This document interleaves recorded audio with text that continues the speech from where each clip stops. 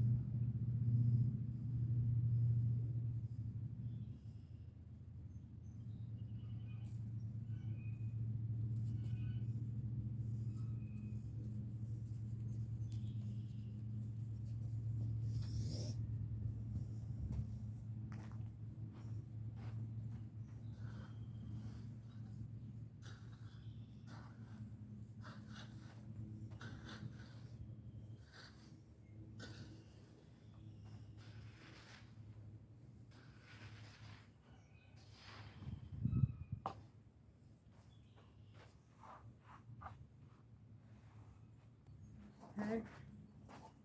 So you take it off, obviously. Okay, so here's the pad so far. And Orion has got most of it screeded. It's looking really nice. He's adding more concrete in.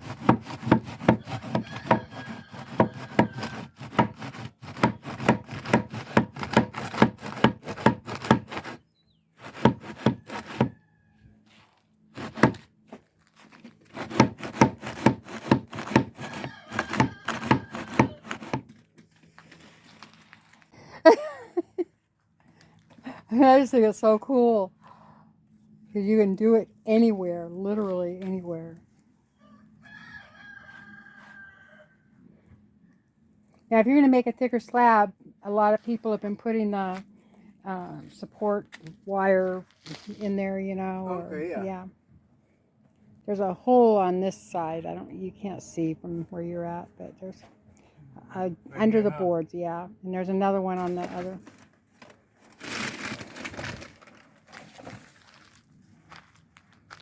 Over here, along here.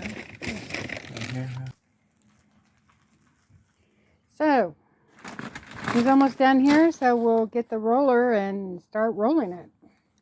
Okay, so right now Orion is taking the roller and rolling to make the final finish. It looks really nice.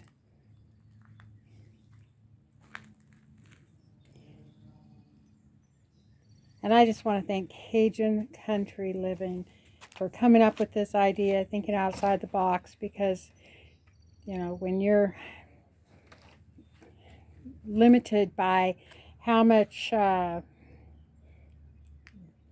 you have or how much strength you have or what kind of help you have, something like this is really just a lifesaver for some. Okay, so now Orion is misting it. And he's misting it, he has on the misting setting, just as Cajun Country Livin said to do. And he is making sure that all the light gray concrete mix turns to dark gray. So there's no light gray showing at all. You just don't get it on the...